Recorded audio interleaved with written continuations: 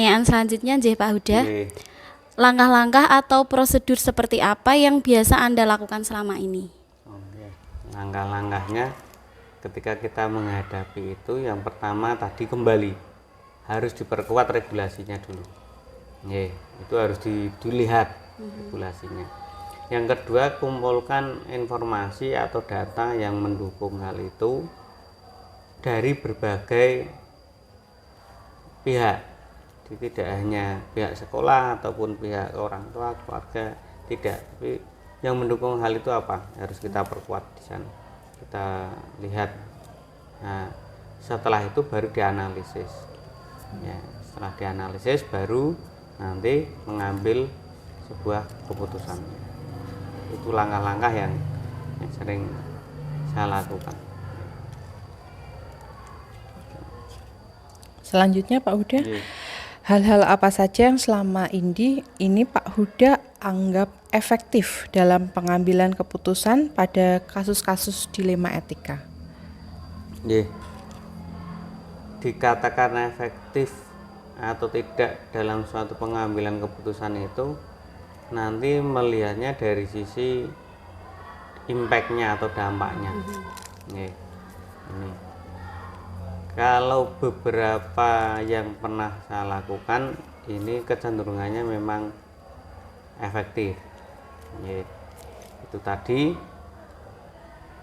regulasi itu harus kembali lagi tadi, saya ulang-ulang nih, regulasinya harus kuat.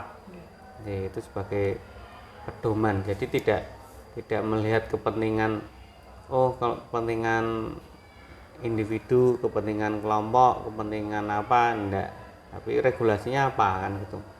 Itu terus ini informasi yang kuat yang mendukung hal itu.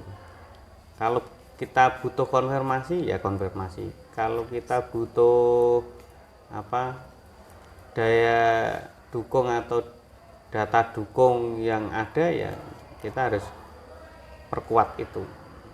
Setelah itu baru nanti melihat dari dampak sisi baik dan sisi kurangnya terhadap peserta didik khususnya. Nah, itu harus kita lihat.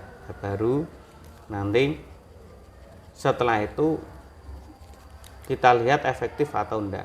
Nah, ini yang saya lakukan kecenderungannya efektif. Satu contoh misalkan yang pernah saya lakukan itu kalau di sini itu penerapan pembiasaan misalkan. Ya, pembiasaan anak ini regulasinya apa?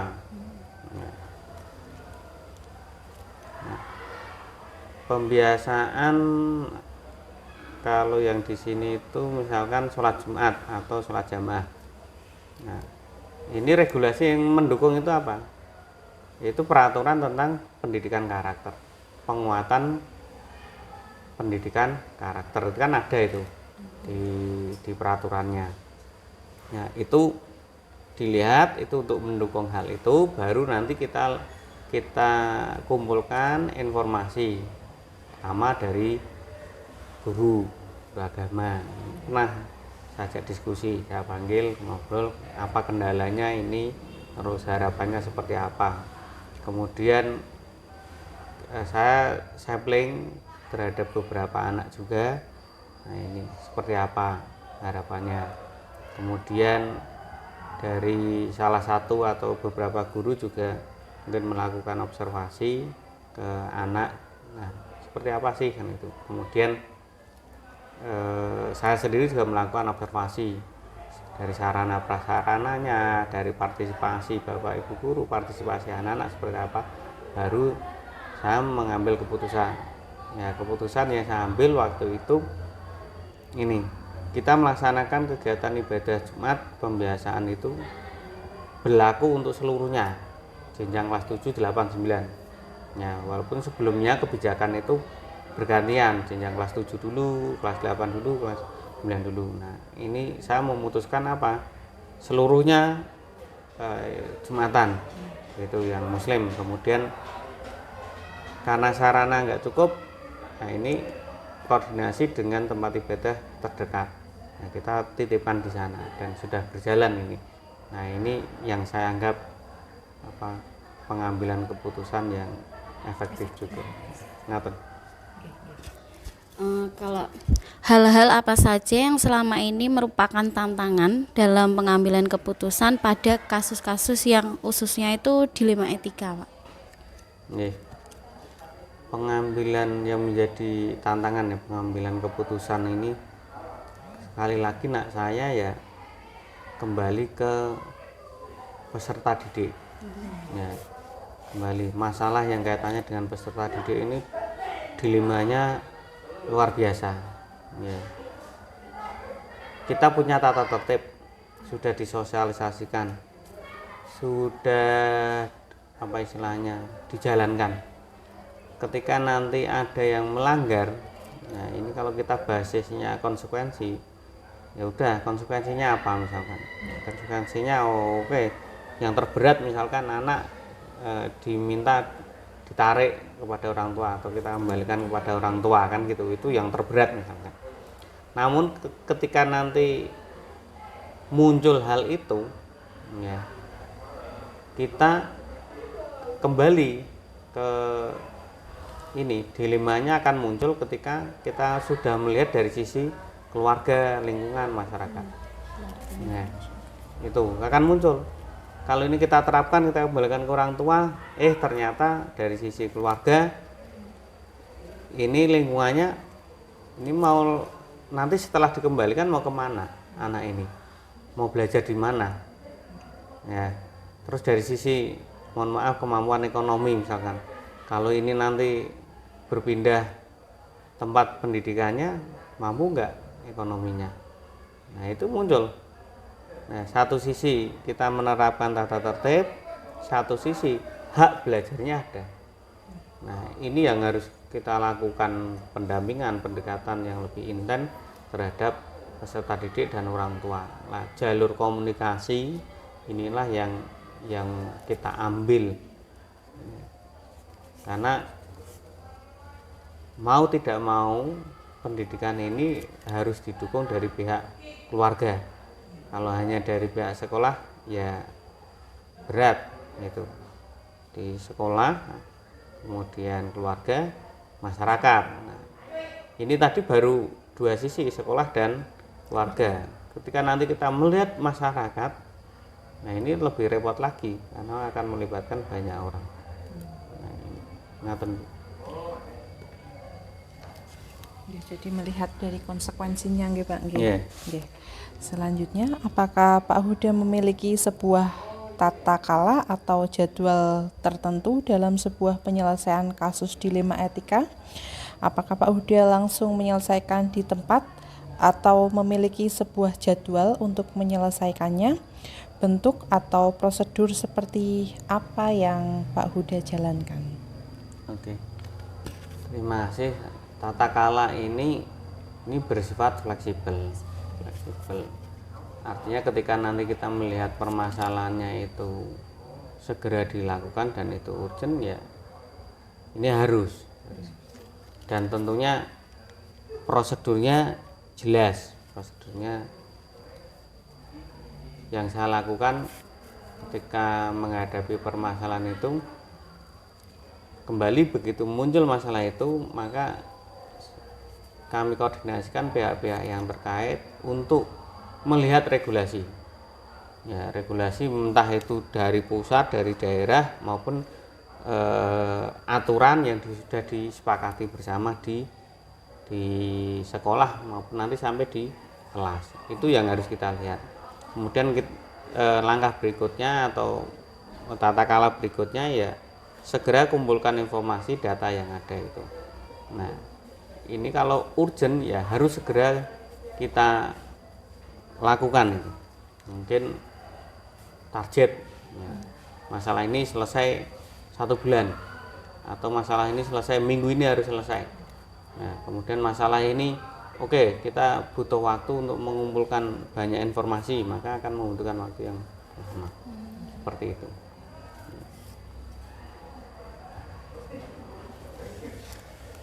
Lanjut, Pak. Adakah seseorang atau faktor-faktor apa yang selama ini mempermudah atau membantu Pak Huda dalam pengambilan keputusan dalam kasus-kasus dilema etika? Oke. Tentunya banyak pihak yang membantu ya.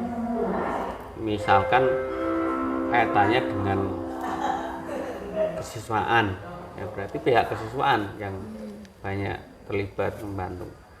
Kemudian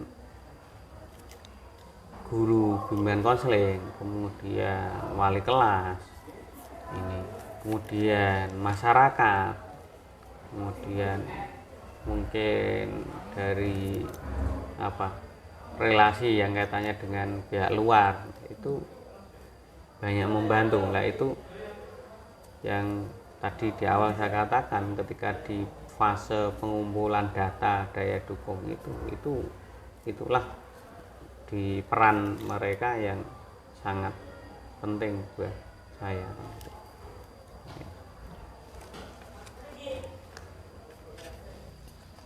Jadi untuk faktor-faktor ini banyak yang membantu nggih Pak nggih. Ya, pihak-pihak tentunya ya, tergantung permasalahan yang kita hadapi. Ya, nanti nyangkut siapa. Nanti bisa hanya cukup dua pihak. Cukup ini hanya satu pihak. Dan tentunya jarang yang itu single. Artinya ketika masalah itu terus sampai di saya selesai, enggak. Ya, saya lakukan komunikasi dan konfirmasi. Itu yang sering saya lakukan. Entah itu permasalahan guru, misalkan permasalahan guru yang bersangkutan, tidak langsung single saya analisis sendiri kemudian enggak. Ini saya lakukan komunikasi dengan yang terkait seperti apa gitu. Ini pertanyaan terakhir ya Pak ya. Oke. Dari semua hal yang telah disampaikan, pembelajaran apa yang dapat Pak Huda petik dari pengalaman Pak Huda mengambil keputusan dilema etika? Pembelajaran yang saya ambil ini, yang pertama, masalah pasti ada, maka harus kita hadapi. Yang kedua, ketika kita menghadapi masalah, maka lihatlah manfaatnya.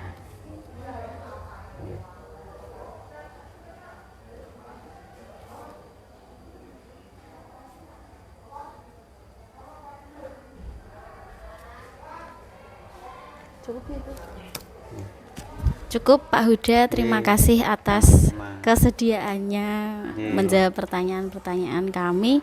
Selamat melanjutkan aktivitas kembali. Wassalamualaikum warahmatullahi wabarakatuh. Waalaikumsalam warahmatullahi wabarakatuh.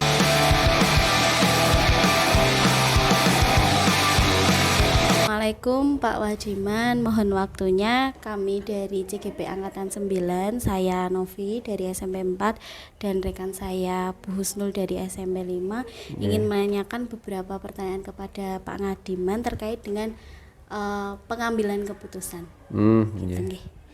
Langsung dimulai dari pertanyaan pertama, Bu Husnul silakan. Terima kasih.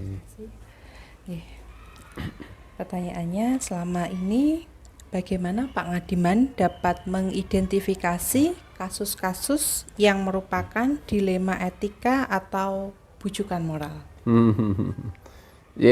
Sebelumnya saya ucapkan terima kasih ini Mbak Husnul ya, sama Mbak Alfi gitu. Mbak Alfi. Jadi terima kasih sudah datang ke SMP Negeri 1 Salatiga dalam bentuk silaturahmi untuk membangun guru-guru yang profesional kan, karena ini merupakan tugas panjenengan selaku calon guru penggerak. Saya punya harapan yang sangat tinggi terhadap guru-guru penggerak, karena mereka adalah orang-orang yang nanti bisa bergerak dan menggerakkan. Tentunya harus kita bangun menjadi guru profesional dan beretika gitu kan ya. Beretika inilah penting nanti, andai panjenengan semuanya akan menjadi calon-calon pemimpin ya. Calon pemimpin itu akan dihadapkan dengan berbagai permasalahan ya. tentunya sebagai pemimpin untuk menyelesaikan sebuah permasalahan itu ya harus bisa mengidentifikasi kan, mengidentifikasi dari berbagai permasalahan itu, terus kemudian tentunya dari berbagai permasalahan setelah kita identifikasi, tahu ya identifikasi nggih? Ya, misalkan saya mengidentifikasi Mbak Husnul ya, Mbak Husnul itu siapa toh? Itu kan, bagaimana karakternya, maka saya akan berbeda nanti di dalam memberikan katakan arahan dengan Mbak Alfi karena mempunyai karakter yang berbeda. Maka identifikasi itu penting.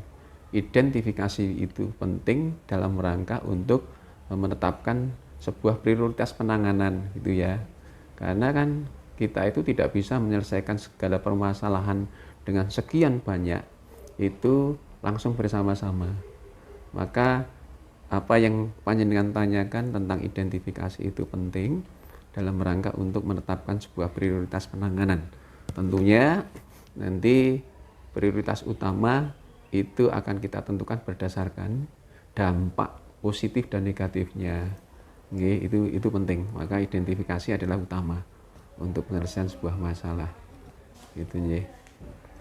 Gitu Mbak Husnul. Nggih. Terima kasih Pak. Selanjutnya Selama ini bagaimana Pak Ngadiman menjalankan pengambilan keputusan di sekolah, terutama untuk kasus-kasus di mana ada dua kepentingan yang sama-sama benar atau dua-duanya itu sama-sama mengandung nilai kebajikan. Ya, terima kasih. Jadi gini, permasalahan di setiap tempat, di setiap institusi, organisasi itu pasti ada, nggih, pasti ada. Tadi sudah kami sampaikan kepada Mbak Husnul dan Mbak Alfi, ya, bahwa setelah ada sebuah identifikasi, ya, itu kita akan menetapkan sebuah prioritas. Saya analogikan sebuah analogi. Tatkala waktu duhur sudah tiba, ya, ada kewajiban kita untuk melakukan sholat, ya kan? Itu wajib kan? Wajib. Namun satu sisi di waktu duhur itu ada jam besuk di mana saudara kita, di mana keluarga kita dalam satu institusi itu yang sakit, ya. Ini semuanya baik. Anda melaksanakan sholat itu adalah sebuah kebaikan yang harus dilaksanakan.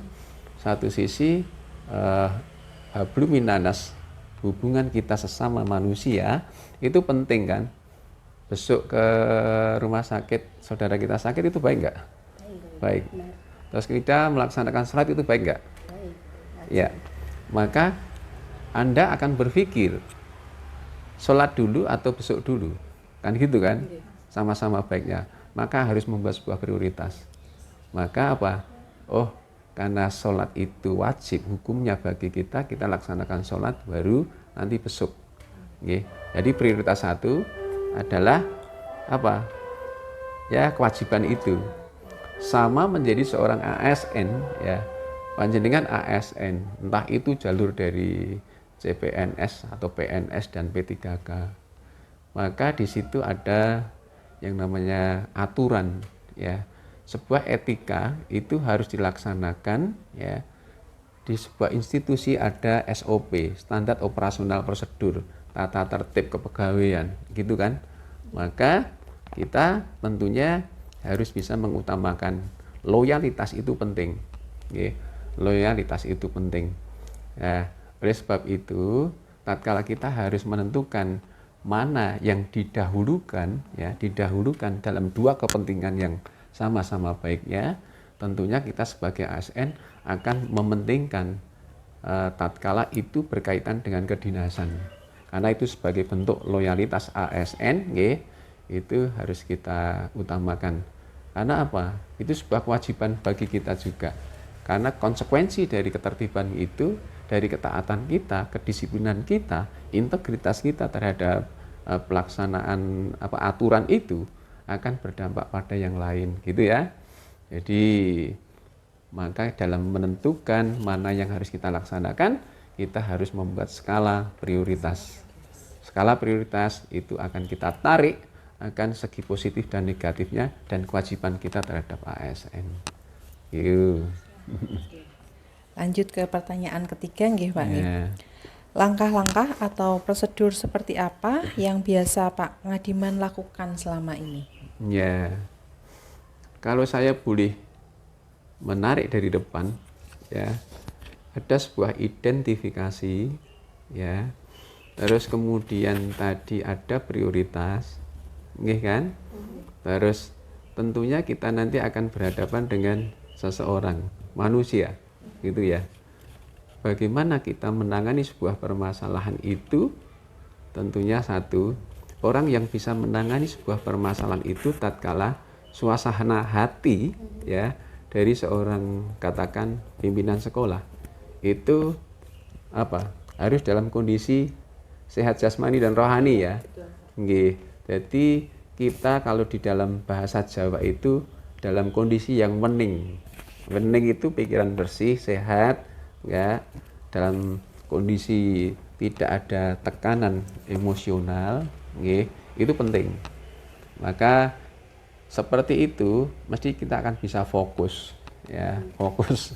Jadi panjenengan jangan sampai ya menangani sebuah permasalahan misalkan siswa, gitu kan, pas bocah dikandani angel, panjenengan emosionalnya meningkat. Emosi tahu kan? Apa emosi itu? Suatu keadaan Ya. kita lagi Emosi itu perasaan hati, ya. Perasaan hati itu macam-macam. Tatkala kita dalam kondisi marah, ya, itu berarti perasaan hati kita itu meluap-meluap, inginnya hanya marah-marah. Emosi hati di mana kita dalam kondisi senang itu akan apa? Tertawa, tersenyum, terbahak-bahak, melompat-lompat kan gitu kan. Nah, jangan diartikan bahwa emosi itu hanya sebuah luapan kemarahan saja. Nggih, tapi emosi itu perasaan hati. Nah, harapan kita kan dalam menangani sebuah kasus itu perasaan hati itu harus nyaman dulu, tentram dulu. Ya. Terus kemudian di dalam menangani seseorang, dalam menangani sebuah permasalahan itu tentunya selain tenang dulu, kemudian mengetahui karakter dari orang itu kan. Karakter ini penting, ya. Maka harapan saya nanti kalau Anda itu menjadi pemimpin pembelajaran ya, itu harus tahu karakter. Terutama siswa kan. Kalau saya karena tugas kepala sekolah itu sebagai manajer ya, itu harus mengetahui seluruh stafnya. Dengan seperti itu akan lebih mengena. Dan saya itu di dalam menangani sebuah permasalahan tidak akan langsung to the point. Itu kurang baik. Tapi harus mengumpulkan informasi, ya, mengumpulkan informasi. Terus kemudian juga kita koordinasikan, ya kan? Kita koordinasikan. Nyuwun sewu, mungkin pernah ya, atau sering ini kita temukan sebuah permasalahan tatkala kita akan menempatkan seorang personil kan ya. Ini guru olahraga ini. Guru olahraga itu biasanya di kesiswaan kan. Ya. Itu kan harus tahu karakter orangnya, gitu. Bagaimana karakternya, bagaimana tingkat disiplinnya, ya kan? Terus kemudian bagaimana mereka bisa diterima di masyarakat gitu. Nah, itu penting, informasi itu penting. Jadi di dalam menetapkan sebuah kebijakan, penetapan ya, kebijakan untuk sebuah keputusan, ini penting adanya informasi dari pihak luar, karena kalau kita menggunakan seperti itu berarti apa? Ini adalah sebuah kepemimpinan demokratif. Ya. Kepemimpinan demokrasi ini akan lebih bagus karena apa? Bisa ada masukan dasar dari grassroots bawah. Jadi tidak hanya kepemimpinan serta-merta, keputusan serta-merta, karena keputusan serta-merta itu akan berfungsi bermanfaat hanya sesaat. namun demokrasi akan beda. Nggih. Mila monggo nanti Anda sebagai para pemimpin, masukan dari teman-teman itu penting ya. Penting. Gitu nggih. Selanjutnya Pak, Ya. hal-hal apa saja yang selama ini Pak Ngadiman anggap efektif dalam pengambilan keputusan pada kasus-kasus dilema etika? Ya.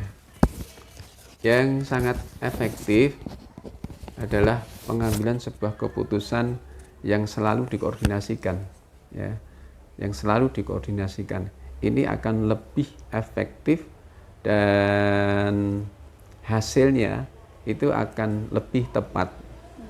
Karena apa? Yaitu tadi sebuah permasalahan yang kita koordinasikan itu hasil identifikasinya pasti akan lebih tepat, okay? Lebih tepat. Identifikasi dalam hal yang mungkin sangat mudah. Misalkan begini, kasusnya adalah pegawai tidak atau sering terlambat, ya, sering terlambat, tidak masuk atau sering terlambat. Seorang kepala sekolah yang tidak memahami itu mungkin bisa menggunakan otoritas mereka. Ya, kalau sudah menggunakan otoritas mereka akan menjadi otoriter kan, gitu kan? Pegawai teko telat terus. Nah, namun tatkala kita bisa mengidentifikasi dan koordinasi, nopo toh kok telat? Oh ternyata rumahnya jauh. Oh ternyata transportasi sulit. Oh ternyata hubungan keluarga tidak baik. Oh ternyata punya anak kecil. Nah, dengan seperti itu kita pendekatannya akan lebih manusiawi dan nanti penanganannya adalah akan berbeda, berbeda. Tidak langsung pres. Karena kita juga harus manusiawi juga kan, ibu yang menyusui dan sebagainya kan. Lah pramila itu tadi sebuah penyimpulan dari sebuah keputusan harus melalui sebuah identifikasi, koordinasi, itu akan lebih efektif. Baru nanti ke arah pembinaan. Saya yakin itu kena, ya, itu kena. Tidak harus dengan kekerasan kok, ya. Wong kita itu lebih-lebih orang Jawa, dipangku mati kok, ya. Nyuwun sewu panjenengan telat terus. Wong telat terus. Bu prayoginipun benjang panjenengan bidalipun langkung enjang. Enak kan? Tapi itu sudah mengena itu, ya. Atau mungkin dalam yang lebih ekstrim lagi, nggih monggo lah diteruske nak sae niku. Ya. Itu sebuah kudangan kan gitu kan? Dikutang tapi kena udah dalam banget itu. Tapi kan tidak membuat sebuah bekas. Tatkala pohon itu dipaku, meskipun itu sudah dicabut, bekas itu nggak akan hilang-hilang. Iya, nggih. Jadi itu Mbak Wisnul. Nggih. Selanjutnya nggih Pak nggih. Ya. Hal-hal apa saja yang selama ini merupakan tantangan dalam pengambilan keputusan pada kasus-kasus dilema etika? Ya, tantangan yang berkaitan dengan dilema etika. Dilema etika itu apa menurut panjenengan? Ya. Dilema tahu ya? Dilema itu tahu kan? Apa itu? Ya, sebuah kebimbangan, sebuah kegalauan, sebuah ketidakpastian, gitu kan? Nggih. Etika tahu ya? Etika itu apa? Ya. Kita sebagai ASN punya etika ya. Jadi sebuah kewajiban untuk melaksanakan sesuatu itu sesuai dengan aturan. Itu etika, ya. Dilema etika tentunya adalah paduan dari dua kata itu kan, gitu kan? Nggih. Memang dilema etika itu bisa terjadi, nggih. Bisa terjadi. Tentunya di dalam menangani sebuah dilema etika itu, nggih. Kalau kami, ya, sebenarnya itu gampang kok, ya. Kenal tokoh pendidikan, ya. Ada orang yang sulit, kadang sudah diberi pemahaman, sudah diberi nyuwun sewu teguran, ya. Terus mestinya peringatan, sanksi kan gitu kan. Nggih. Tapi juga susah. Namun sebenarnya itu kitab itu mudah. Kalau tadi panjenengan mengatakan Ki Hajar Dewantara, itu dia memiliki sebuah filosofi. Ing karsa sung tulodo ing madya mangun karsa tuturi handayani ya. Apa artinya? Ya. Di depan ing karsa sung tulodo, mari kita beri teladan, contoh yang baik gitu ya. Jadi contoh-contoh baik itu penting. Nggih. Jadilah orang, kamu panjenengan itu sebagai guru penggerak nanti juga begitu. Nggih, jangan jadi guru penggerak yang tidak bisa meneladani yang lain kan, gitu kan? Jadi ing ngarsa sing tulodo ing madya mangun karsa, di tengah-tengah teman-teman, di tengah-tengah masyarakat itu membangun ya, mensupport, memotivasi ya dan seterusnya. Jadi mempunyai gagasan, inovasi dan sebagainya itu ya, itu penting. Jadi ing ngarsa sing tulodo ing madya mangun karsa tuturi handayani. Di belakang memberi dorongan, memberi daya. Itu nggih, mensupport. Itu penting ya. Pramila itu jadi dalam menangani sebuah dilema etika itu kembali pada kita. Kalau kita itu bisa mawas diri, nggih, nak wong Jawa napa jan? Pirsa, apa? Waspada bukan ya, apa? Introspeksi itu mulat sarira hangrasa wani gitu ya. Mulat sarira hangrasa wani. Jadi kita itu bisa berkaca tentang diri kita dan berani mengakui sebuah kesalahan. Ya. Jadi nanti di dalam dilema etika itu ya monggolah kita memberi contoh dan melakukan pendekatan persuasif yang baik. Gitu nggih. Itu insya Allah bisa. Nggih. Nyatanya saya di SMP Negeri 1 ini juga alhamdulillah semua baik. Tidak harus saya dengan kekerasan. Nggih.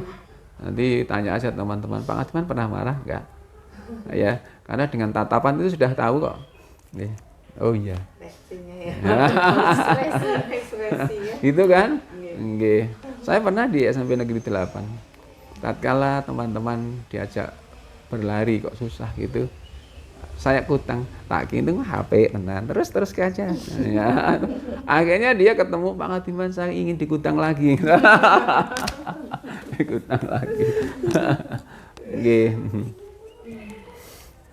Apalagi? Apakah Pak Ngadiman memiliki sebuah tata kala atau jadwal tertentu dalam sebuah penyelesaian kasus dilema etika? Apakah Anda langsung menyelesaikan di tempat atau memiliki sebuah jadwal untuk menyelesaikannya? Bentuk atau prosedur seperti apa yang jenengan laksanakan? Nggih. Sebenarnya kalau kita buat sebuah ringkasan dari depan itu cukup jelas. Nggih. Tatkala kita menyelesaikan sebuah permasalahan itu tidak langsung to the point. Kan gitu kan? Jadi melalui sebuah prosedur. Nggih. Tadi saya mengatakan analisa, nggih kan? Karena dengan analisa itu nanti kita itu tahu duduk permasalahannya kan begitu kan? Nggih. Berarti jawabannya apa? Tidak langsung kan? Terus kemudian butuh masukan, nggih. Butuh informasi dari pihak lain. Terus kemudian tentunya dari identifikasi informasi itu baru kita menetapkan waktu yang tepat untuk penyelesaian kan gitu kan? Jadi terjadwal. Dan di samping itu yang tidak kalah pentingnya apa tadi? Harus memanage hati. Ya, itu olah kolbu itu seperti itu penting itu. Nggih. Panjenengan pas nesu-nesune ya menghadapi anak yang susah diatur, langsung panjenengan selesaikan. Nggak akan berdampak positif. Malah ya nyun sewu, semoga tidak terjadi. Saking nesune, saking konyole bocah dikeplak. Wah, gitu kan. Itulah. Maka saya tadi mengatakan wening ya. Wening itu penting. Saya dulu jadi guru pas muda juga gitu. Wah, kepinginnya wah ini bocah kandhani wanyel kan gitu kan. Nggih. Jadi seperti itu ada urutan nggih dalam penyelesaian. Itu nggih. ada urutannya. Pertanyaan yang ketujuh, Pak. Ya. Adakah seseorang atau faktor-faktor apa yang selama ini mempermudah atau membantu Pak Ngadiman dalam pengambilan keputusan dalam kasus-kasus dilema etika? Ya. Mbak Husnul, Anda bekerja di SMP Negeri 5. Ya. Berapa orang yang ada di sana? Gurunya 40-an. 44. Ya. Di sana ada struktur kan? Seperti itu. Ya kan? Struktur itu menggambarkan sebuah alur kerja kita. Ya. Berarti apa? Kita tidak bekerja sendiri kan? Begitu kan? Jadi ada alur kerja. Nggih. Terus kemudian kalau tadi ditanya apakah ada pihak-pihak lain yang membantu, ya, memudahkan di dalam penyelesaian sebuah permasalahan gitu kan? Ya. Ibarat sebuah institusi sekolah ini adalah suatu sistem gitu. Nggih. Saya ibaratkan ini sepeda. Ya, sepeda itu ada roda, ada stang, ada pentil, ada apa? Saddle, ada pedal gitu kan? Bilang satu seperti apa? Nggak berjalan. Iya, nggak akan sempurna.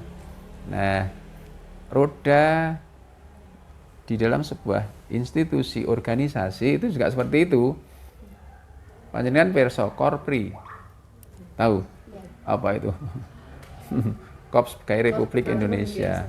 Apa itu? Kita ambil dari kata korps, korpus. Korpus tahu ya, badan tubuh yang terdiri dari organ dan sistem di sana. Ya, tatkala tubuh ini harus ada kepala, telinga, kuping, bibir, tangan, ya, jari-jari, kaki dan sebagainya. Salah satu tidak berfungsi seperti apa? Ya, mesti akan ya terhambat. Nah, oleh sebab itu dalam penyelesaian masalah ada pihak-pihak yang sangat membantu. Ini kan penting. Apa? Oh, di sekolah itu ada kesiswaan. Oh, ada BK, kan gitu kan? Ada humas, nih. Terus kemudian ada kelihatannya sarpras itu, oh kok beda gitu. Apakah mendukung sekali juga, nggih.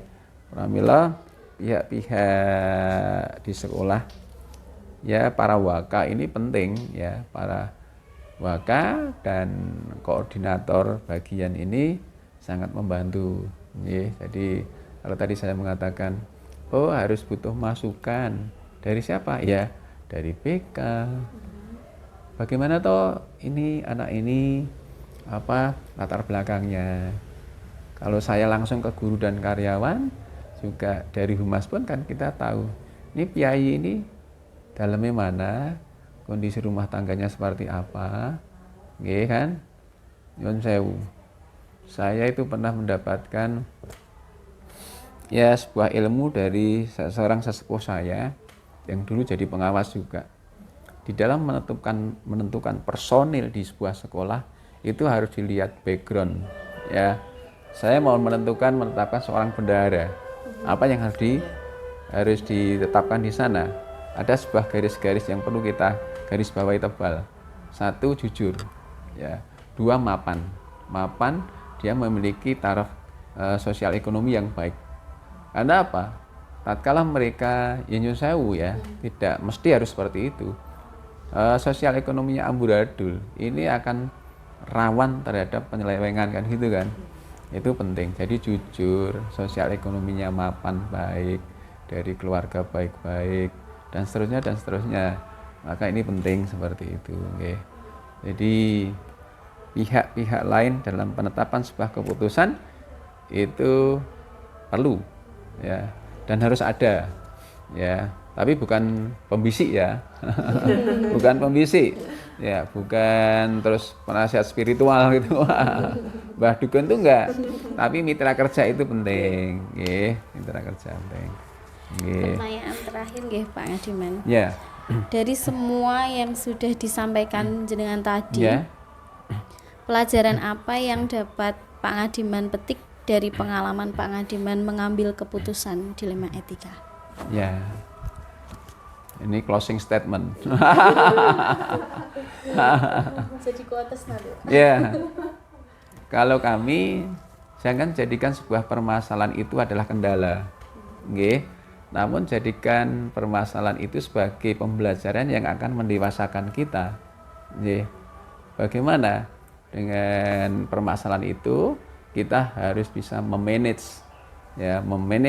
sebuah permasalahan yang nanti akan terselesaikan dan akan membawa manfaat.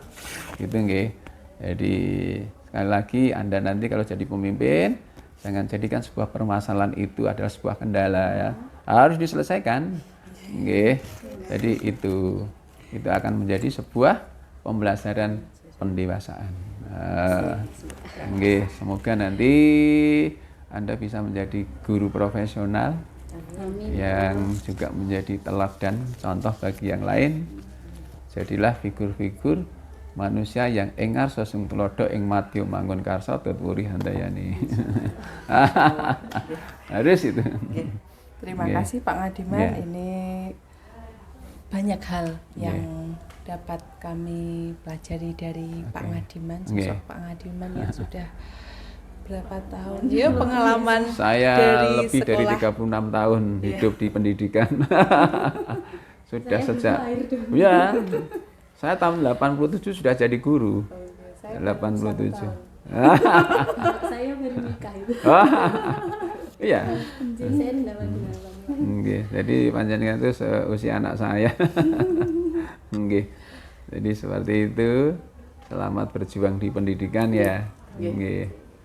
Terima kasih Pak Ngadiman. Mohon maaf mengganggu waktu jenengan. Ini kami mohon pamit. Terima kasih atas waktunya Pak Ngadiman. Semoga kita semua sehat nih Pak. Amin amin.